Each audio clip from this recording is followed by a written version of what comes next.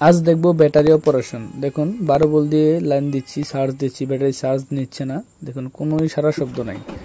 এখন আমরা পানিটা চেক করে নিব। দেখুন 1200 আছে পাওয়ার। আমরা পানিটা ঢেলে দিলাম এবং দেখলাম যে আসলে কিভাবে কোথায় সমস্যা আছে কিনা। দেখুন এখানে একটা সেল কাটা দেখাচ্ছে। আপনাদের সাথে আজকে পুরো ভিডিওটা শেয়ার করব, কিভাবে ঠিক করলাম, কিভাবে করতে হয়, কিংবা অন্যান্য ব্যাটারি সমস্যা হলে কিভাবে ঠিক করবেন, কোন কোন ব্যাটারি ঠিক করা যায়, কোন কোনগুলো ঠিক করা যায় না, আর ঠিক করলে লাস্টিং করবে না ইত্যাদি সবকিছু আজকের এক ভিডিওতে। আপনারা যারা এই ধরনের ইলেকট্রিক্যাল কাজ শিখতে চান চাইলে আমাদের কাছে এসে সরাসরি শিখতে পারেন। যেমন যে কোনো ধরনের ফ্যান কিংবা যে কোনো ধরনের মোটর আর বা ইজি বাইকের মোটর, চার্জার, কন্ট্রোলার কিংবা পাওয়ার টুল জাতীয় ইলেকট্রনিক্স বা হাউজে ব্যবহৃত ইলেকট্রনিক্সগুলো ইত্যাদি বা ইউটিউব চ্যানেল দেখেও শিখতে পারেন। যাই হোক, এখানে দেখুন 12 ভোল্ট দিয়ে আমরা লাইনটা দিচ্ছি, চার্জ নিচ্ছে না ব্যাটারি, কোনো সারা শব্দ নাই। চার্জ দিয়ে নিবে এর কোনো চিহ্নই নেই। দেখুন, তো আজকে আমরা এটা খুলবো এবং পানিটা আগে চেক করবো যে আসলে ব্যাটারি পানির পাওয়ারটা ঠিক আছে কিনা।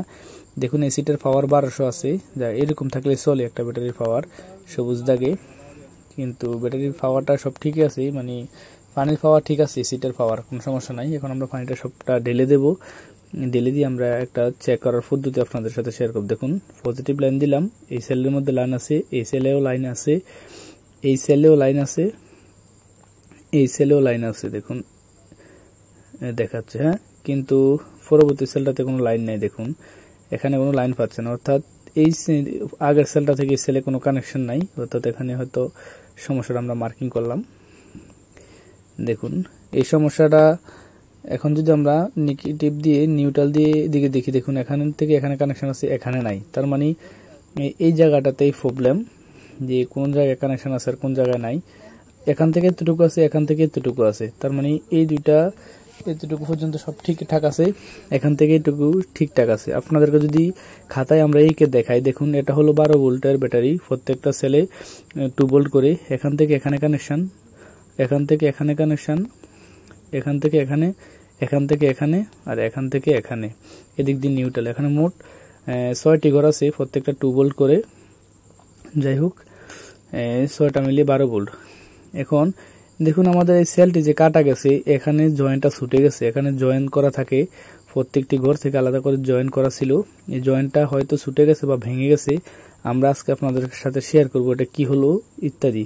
এখানে আমরা মার্কিং করে নিলাম এবং এটা দেখবো ভিতরে কেটে ভিতরে কি হয়েছে বা কিভাবে কি করতে হয়। আসলে এই ব্যাটারিগুলো এই সমস্যা হলে কিভাবে আপনারা ঠিক করবেন এখানে আপনাদের সাথে বলতেছি। যাই হোক, এই দেখেন এখানে এইভাবে কানেকশনগুলো করা আছে, আমি কলম দিয়ে মার্কিং করে দিলাম। ভিতরে কিন্তু এভাবে মোট 6টি ঘর আছে, একটা ঘরের সাথে আরেকটা ঘরের কোনো সম্পর্ক নাই। যাই হোক, আমরা এটা কেটে দিলাম, কেটে নিব।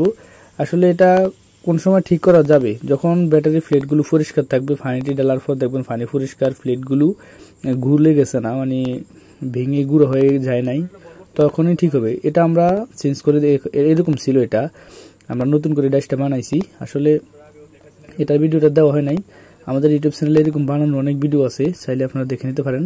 এই ব্যাটারি রিপেয়ারিং প্লে লিস্টেই আছে। এটা বানাইছিলাম, ভাবছিলাম ছোটখাটো সমস্যা, এই জন্য এটা শেয়ার করি নাই, ভিডিও বানাই নাই। যাই হোক, এরকম ভিডিও আছে। দেখুন এই সেলটা একটার সাথে আরেকটা জয়েন্ট ছুটে গেছে, এখানে এই সমস্যাটা। এই জয়েন্টটা আমরা লাগালে আশা করি ঠিক হয়ে যাবে। জয়েন্টটা কিভাবে লাগাতে হয় আপনাদের সাথে শেয়ার করতেছি, দেখুন বিষয়টা। আর এই সেলগুলো কখন এরকম হলে ঠিক করলে চলবে, এটা কিন্তু 100% ওকে হয়ে যাবে। এটাকে আপনারা যখন দেখবেন ব্যাটারি প্লেটগুলো পরিষ্কার আছে, ক্লিন আছে, এবং পানিগুলো ঢাললেও পানিগুলো পরিষ্কার, ময়লা হয় নাই, গোলা হয় নাই, তখনই এইসব ধরনের কাজ করলে আপনি গ্যারান্টি দিয়ে দিতে পারবেন 1 বছর 2 বছরের। এখানে আমরা বার্নার দিয়ে এর ভিতরের সীসাটা গালিয়ে দিব, অর্থাৎ এটা রাং, যেটাকে আমরা রাং নামে চিনি। এখানে গলে গেল, এটা গলে যাওয়ার পর আমরা এখানে তাতাল দিয়ে সোল্ডারিং করে দিচ্ছি, যাতে খুব সহজে শক্তভাবে লেগে যায়। তারপরেও একটু ফুক্ত করে দেওয়ার জন্য আলাদা আমরা রাং গলিয়ে দিলাম এবং রজন দিয়ে জায়গাটা ক্লিয়ার করে নিলাম।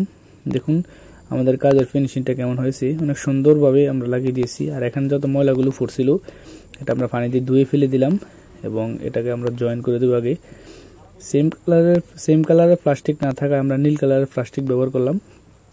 যাই হোক, এটার মুখটাকে আমরা ভালোভাবে বন্ধ করে দিলাম এখন আগে যে এসিডটা ঢালছিলাম ব্যাটারি থেকে, এই সেম এসিডটি আমরা ফুরে দিব, অর্থাৎ ভিতরে ঢেলে দিব।